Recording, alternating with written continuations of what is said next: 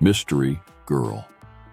It all began on a beautiful spring morning in a village called Whistler in Canada, a pretty little village in the mountains of British Columbia. There was a cafe in the village with tables outside, and at one of these tables sat a young man. He finished his breakfast, drank his coffee, looked up into the blue sky, and felt the warm sun on his face. Nick Lortz was a happy man. The waiter came up to his table. "More coffee?" he asked. "Yeah, great," said Nick. He gave the waiter his coffee cup.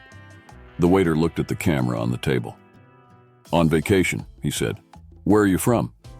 "San Francisco," Nick said. He laughed. "But I'm not on vacation. I'm working. I'm a travel writer and I'm doing a book on mountains in North America. I've got some great pictures of your mountain." The two men looked up, but Whistler Mountain was behind the village. It looked very beautiful in the morning sun. "Do you travel a lot then?" asked the waiter. "All the time," Nick said. "I write books and I write for travel magazines. I write about everything. Different countries, towns, villages, rivers, mountains, people." The waiter looked over Nick's head. "There's a girl across the street," he said. "Do you know her?" Nick turned his head and looked. "No, I don't." "Well, she knows you, I think," the waiter said. "She's watching you very carefully." He gave Nick a smile. "Have a nice day." He went away back into the cafe. Nick looked at the girl across the street. She was about 25 and she was very pretty. "She is watching me," Nick thought. Then the girl turned and looked in one of the shop windows. After a second or two, she looked back at Nick again. Nick watched her. "She looks worried," he thought. "What is she doing? Is she waiting for somebody?" Suddenly the girl smiled. Then she walked across the street, came up to Nick's table, and sat down.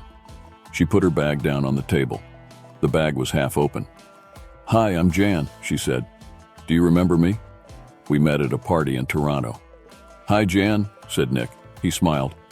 "I'm Nick, but we didn't meet at a party in Toronto.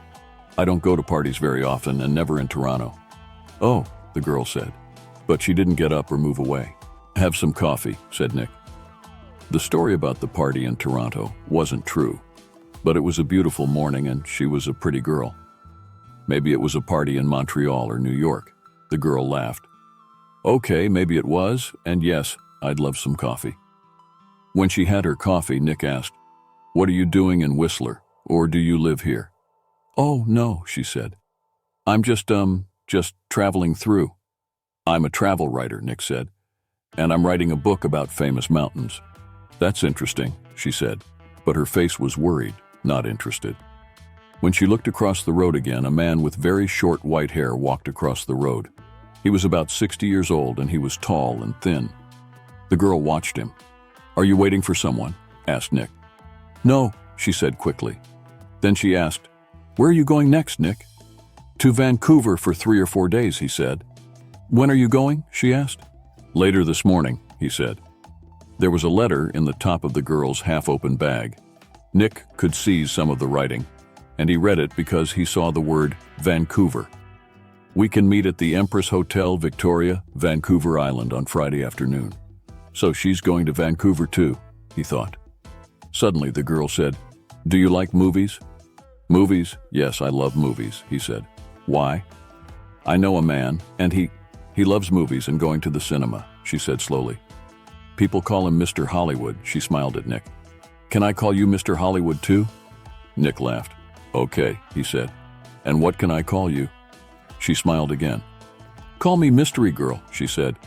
"That's a good name for you," said Nick. Just then, the man with white hair came into the cafe. He did not look at Nick or the girl, but he sat at a table near them. He asked the waiter for some breakfast. Then he began to read a magazine. The girl looked at the man, then quickly looked away again. "Do you know him?"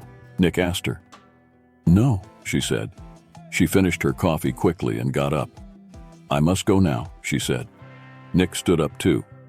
"Nice too," he began. But the girl suddenly took his face between her hands and kissed him on the mouth. "Drive carefully, Mr. Hollywood." "Goodbye," she said, with a big, beautiful smile. Then she turned and walked quickly away. Nick sat down again and watched her. She walked down the road and into a big hotel. Now what? Thought Nick. What was that all about? The man with white hair watched Nick and waited. After 4 or 5 minutes, Nick finished his coffee, took his books and his camera, and left the cafe. His car was just outside the girl's hotel, and he walked slowly along the street to it. The man with white hair waited a second, then quickly followed Nick. From a window high up in the hotel, the girl looked down into the road. She saw Nick and the man with white hair about 50 yards behind him. Nick got into his car, and the man with white hair walked quickly to a red car across the street. 5 seconds later, Nick drove away in his blue car, and the red car began to follow him. When the girl saw this, she smiled, then went to put some things in her travel bag. Later, too, a hand in the back. That evening, in his hotel room in Vancouver, Nick could not stop thinking about the girl in the Whistler Cafe. Why did she come and sit with him? She didn't know him, and that story about a party in Toronto wasn't true. And she was worried about something. But what? And that kiss. It was nice, of course, but why did she do it? Maybe she liked my face, Nick thought, or my brown eyes. But I'm not going to see her again, so it doesn't matter. Forget it. He put some money in his pocket and went downstairs to the hotel restaurant. But there were no free tables, so he walked down to Gastown and found a restaurant there. After dinner, he went for a walk. Vancouver was a friendly city, and Nick liked walking through Gastown and Chinatown, looking in the shops and watching the people. It was nearly dark now, and it was a busy time of the evening. There were a lot of cars and a lot of people. After a time, Nick began to walk back to his hotel. He came to a busy street and waited with a small crowd of people to go across. A tall woman in a blue dress stood next to him. She turned and smiled at him. "It's the first warm evening of spring," she said. "It's nice to be out after the long, cold winter." "Yeah," said Nick, "it's great." Suddenly there was a hand on his back, and the hand pushed Nick into the road. Nick fell on his face in front of a big green car. People screamed, but the green car stopped only inches from Nick's head. The woman in the blue dress ran into the road and pulled Nick to his feet. "Are you okay? What happened?" she said. The driver of the green car shouted angrily at Nick, but Nick did not hear him. "Somebody pushed me," he said to the woman. "I didn't fall. Somebody pushed me. I didn't see anybody." Nick looked at the faces of the people near him, but he didn't know them. Then he saw a man's back. The man was tall and thin and had very short white hair. He walked quickly away down the street and did not look back. "Hey, you!" Nick shouted. "Wait!" But the man did not stop, and he was soon lost in the crowds. "Did he push you?" asked the woman in the blue dress. "I don't know," Nick said. "Do you know him?" she asked. "I don't know his name," Nick said. "But I know that short white hair. Now, where did I see it before?" The woman began to move away. "I must get home," she said. "Are you okay now?" "Yeah, I'm okay," Nick said. "And thanks. Thanks for your help." "That's okay." The woman smiled. "Be careful now." Back in his hotel, Nick sat on his bed and thought, "It was an accident. Nobody pushed me.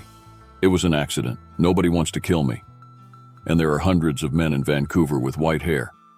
It was 1 o'clock in the morning, but Nick couldn't sleep. He listened to the cars on the road, and he looked at the night sky through his hotel room window. Then he sat at the table and tried to write some more of his book about mountains. But he couldn't think about his work. He got back into bed. There were 4 or 5 magazines in the hotel room. They were not very interesting, but Nick sat in bed and opened one, and saw a photo of a mystery girl. He looked at the picture very carefully. But yes, it was her. Jan, the girl from the Whistler Cafe. She was next to a man of about 50 or 55, and they were in the garden of a big, expensive house. They smiled at the camera, and they looked very happy. Canadian millionaire Howard Hudson and his daughter, Meg, it said, under the picture. At their home in Toronto, Meg Hudson. Not Jan, not mystery girl. Meg Hudson, the daughter of a millionaire. Nick read it again. Why did she come and sit with me in the cafe at Whistler, he thought. Millionaires' daughters don't sit with strangers in cafes and then give them a big kiss when they leave. Why did she do it? What did she want? He thought back to the cafe in Whistler and the girl next to him at the table. Then he remembered something. He remembered a man at a table near them in the cafe. A tall, thin man, about 60 years old. A man with very short white hair. Nick didn't sleep much that night. Chapter 3. A Walk in the Park. The next day was Thursday. Nick stayed in his hotel room and wrote about the mountains all morning.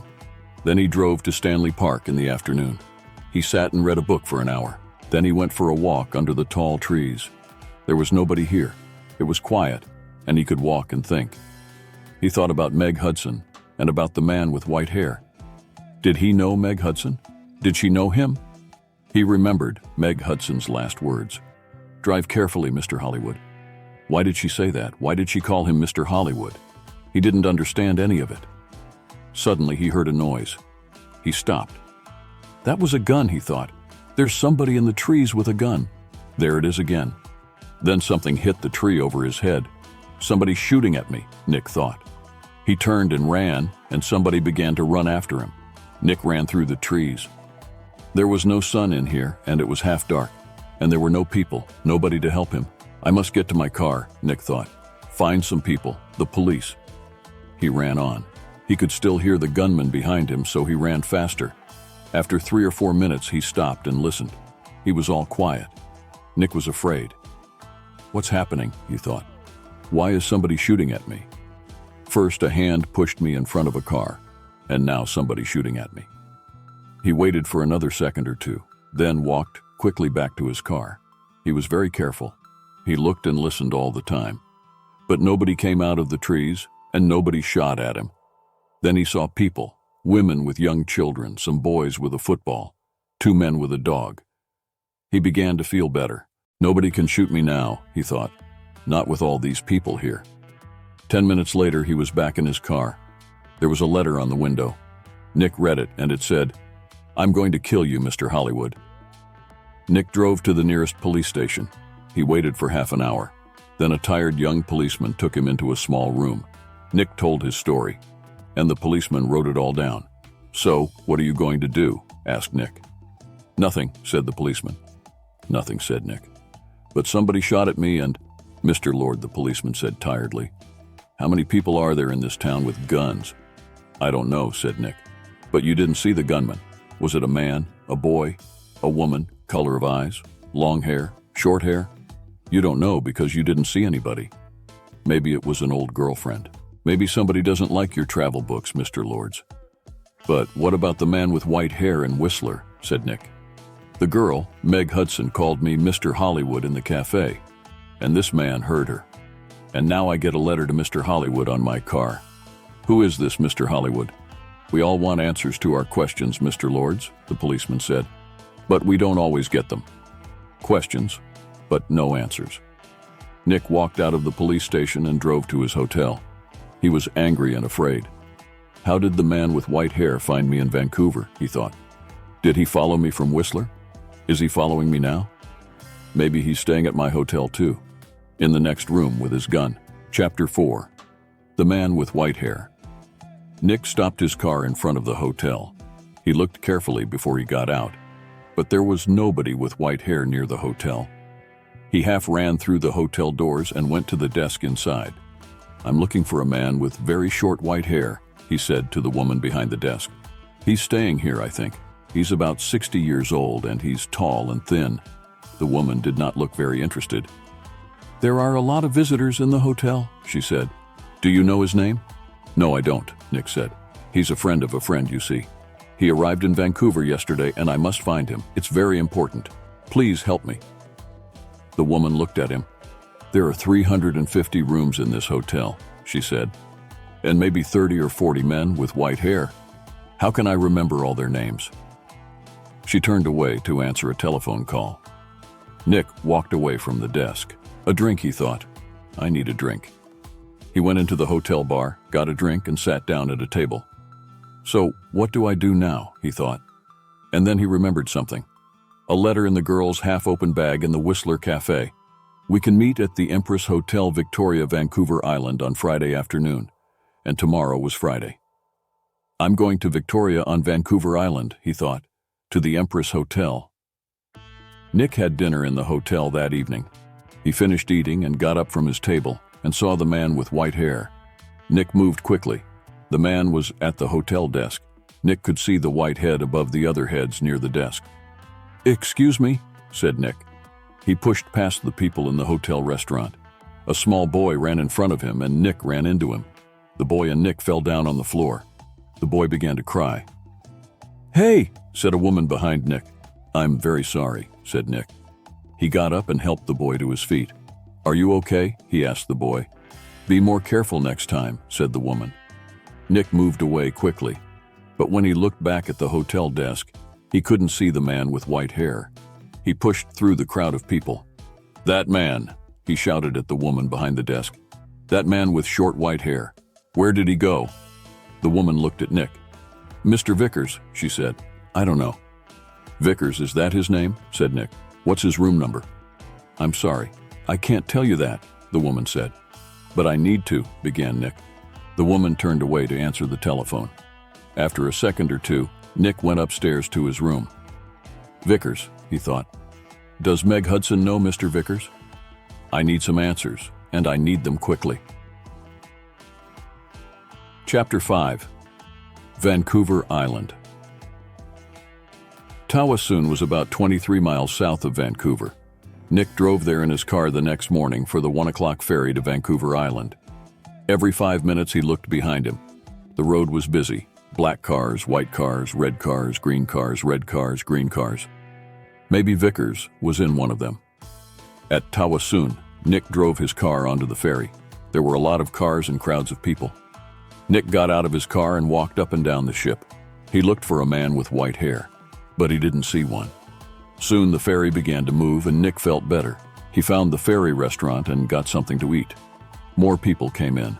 Nick looked at the faces of all the older men. Some had hats on, so he looked for somebody tall and thin. But there was nobody. Maybe he's not on the ferry, Nick thought. Maybe he's back in Vancouver. Later, Nick walked around the ship again. Once he thought he saw the man with white hair in the crowds, but he could not be sure. 90 minutes after leaving Tawasun, the ferry arrived at Swartz Bay on Vancouver Island, and Nick went back down to his car. Swartz Bay was 20 miles north of Victoria. Nick drove quickly and again looked behind him every 4 or 5 minutes. Once he saw a red car about 200 yards behind him. "Did I see that car on the road from Vancouver to Tawasun?" he thought. He drove more slowly, but the red car still stayed 200 yards behind him, and Nick couldn't see the driver's face or hair. Soon, he was in the busy streets of Victoria, and Nick didn't see the red car behind him again. Victoria was a city of gardens and beautiful old buildings. Nick liked Victoria very much, but today he wasn't interested in gardens or buildings. He found the Empress Hotel, went inside, and walked across to the desk. "Can I help you?" a young man asked Nick. "I'm meeting a friend here this afternoon," said Nick. "Miss Hudson." "Hudson," said the young man. "Wait a minute," he went away and came back. "Sorry, but there's no Miss Hudson staying here." Nick took something from his pocket. It was the photograph of Meg and her father from the magazine. "This is her," he said. The young man looked at the picture. "Oh, right. You mean Howard Hudson's daughter," he said. "She's not staying here, but I saw her 10 or 15 minutes ago. She was with somebody, a man." He asked me about the tea room. "The tea room," said Nick. "Where's that?" The man with short white hair was tired. He couldn't sleep and he couldn't eat. He thought about only one thing all the time. He drove and he watched and he waited and he followed. When he drove into Victoria, the streets were busy, and suddenly he lost the blue car in front of him. Angrily, he drove around the city past all the big hotels. "I must find him," he said. "I must do it today." Then he saw the Empress Hotel, and in the street outside it, a blue car. He drove past the hotel, left his car, and ran back down the street. He went across the road and walked past the downstairs windows. There was a big room with tables and chairs and a lot of people. He looked carefully at all the faces. "There she is," he said suddenly. There were 2 men with the girl. He couldn't see their faces, only the backs of their heads, but one of the men was in a green shirt. "Mr. Hollywood," the man said and smiled. "Goodbye, Mr. Hollywood." All in the street turned to look at him, but the man did not see them. He walked up to the doors of the hotel and put a hand into his pocket. Inside, the gun was cold and hard. Chapter 6. A Tea Party. Meg looked through the doors of the tea room in the Empress Hotel. Meg Hudson sat at a table with a man. The man was about 30 or maybe a year or two younger. He was tall and brown from the sun. He wore a white shirt, white trousers, and white shoes. He said something to Meg and she laughed. She looked very happy. A waiter came up to Nick. "Can I get you some tea?" he asked. "No thanks," said Nick. "I'm with the two people over there." And he walked across to Meg's table. "Hello, mystery girl," said Nick. "Remember me? We met at Whistler. Your name was Jan then, but maybe today it's Meg Hudson." Meg Hudson looked up at him. "Oh," she said, and her face went red. "Who is this, Meg?" asked the man. "This is Nick," said Meg. "He's a writer." "Nick, this is Craig Winters, sometimes called Mr. Hollywood," said Nick. "Maybe." "But how did you know that?" I asked Craig Winters. "I guessed," said Nick, "and I think I'm beginning to understand. Can I ask you a question, Mr. Winters? Does somebody want to kill you?" Craig Winters' face went white. "Kill me? What are you talking about?" asked Meg. "Before I tell you, answer this question, please," said Nick. "You called me Mr. Hollywood in Whistler, and you wanted the man at the next table, the man with white hair, to hear you. Is that right?" Meg Hudson did not answer at first. Then she said quietly, "Yes." "Why?" asked Nick. "I wanted him to follow you, and not me." "Why?" Nick asked again. "I think he's a detective," said Meg. "And I think he's working for my father. I saw him soon after I left Toronto. He followed me." Meg put her hand on Craig Winters' arm. "My father doesn't like Craig. A month ago, he told me not to see Craig again. I'm not happy, and he knows that. I think he guessed that I was meeting Craig, and now he wants to find Craig and stop him from seeing me." "Stop him," said Nick, "or kill him." "No," Meg Hudson said. "Daddy doesn't. The man with white hair pushed me in front of a car in Vancouver," Nick told her. "And he shot at me in Stanley Park." "What?" said Meg. Tell me about this man with white hair," Winters said suddenly. Nick looked at him. "He's about 60, and he's tall and thin," he said. "Do you know his name?" "Most Winters," Vickers said. "Nick." Craig Winters suddenly looked ill. Did he? Did he follow you to Victoria? Did he follow you here?" "I don't know," said Nick. He watched Winters. "You're afraid of him. Why? Why does this man Vickers want to kill you, Winters?" Before Craig Winters could answer, Meg's face went white. "Oh no," she said. Look over there by the door." Nick and Craig Winters turned to look. At the door of the tea room stood the man with white hair. He looked up and down the room, and then he saw them and began to walk across to their table. His hand was in his pocket. For a second or two, the three people on the table did not move. Then Craig Winters jumped to his feet. "That's Mr. Hollywood," he screamed, "that man there," and he pointed at Nick. The man's hand came out of his pocket with a gun. "This is for Anna," he shouted. Nick moved very fast.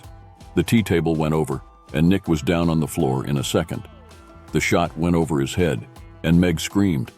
At the same time, Craig Winters shouted out and put a hand on his arm. There was blood on his white shirt. Then more people began to scream, and two waiters pulled the man with white hair down onto the floor. "Get the police," somebody shouted. Chapter 7. At the police station. It was 7:30 p.m. Nick and Meg were in a room at the police station. The man called Vickers was in a different room with 3 detectives.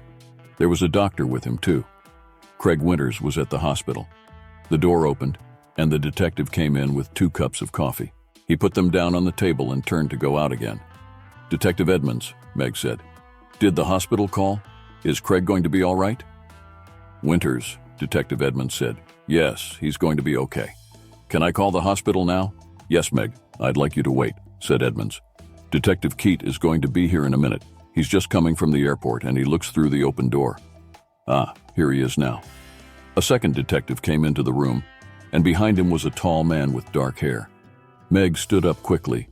"Daddy," she cried. "What are you doing here?" "The police called me," said Howard Hudson, "and I flew here at once. Detective Keat met me at the airport. Now sit down, Meg. I want you to listen to me." He did not look at Nick. Meg sat down, and her father took her hands. "Meg, last week Johnny Vickers came to my house. He wanted to talk about his daughter. Do you remember Anna, Meg? 3 months ago, she jumped off a bridge in Boston and died.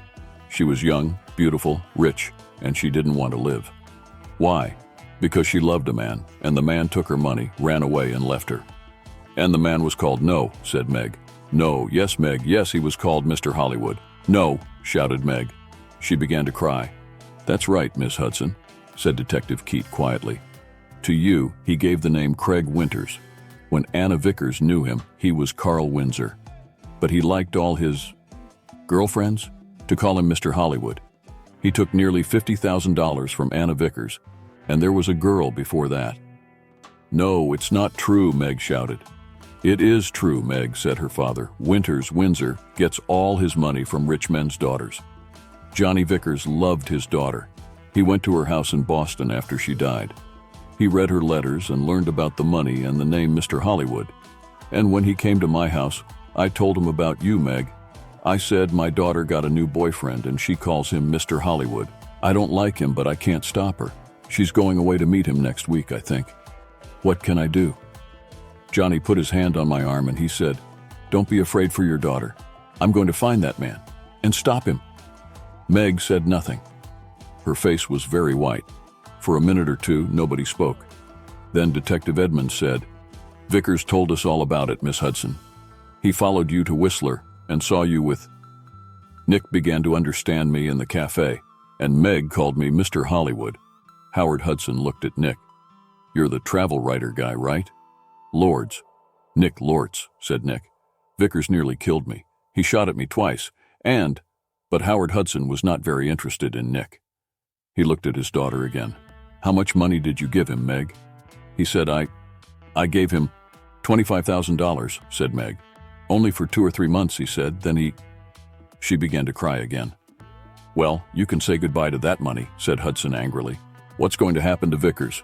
Nick asked Detective Edmonds. Hospital, I think, said Edmonds. Okay, he shot at you and about 50 people saw him. But he's not a good man. The doctors are going to put him away in a hospital. Howard Hudson stood up. Okay, Meg, I'm going to take you home. My plane is waiting at the airport. Meg followed her father to the door.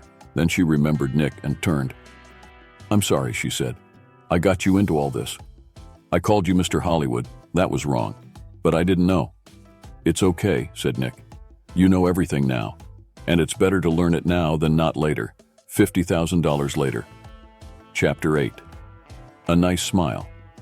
Nick took the evening ferry back to Vancouver. He was tired and hungry. So he went down to get some dinner in the ferry restaurant. The restaurant was busy, and there was only one free table. Nick sat down quickly and began to eat. I must get back to work tomorrow, he thought, and forget about millionaires, daughters, and men with guns. Excuse me, somebody said. Can I sit with you? Nick looked up. There was a pretty girl next to his table. He got up. It's okay, he said. You can have this table. I don't want it. And he began to move away. Please don't go, the girl said. Stay and finish your dinner. She smiled at him. It was a nice smile, but Nick knew all about nice smiles. I'm not hungry, he said, and he walked quickly out of the restaurant.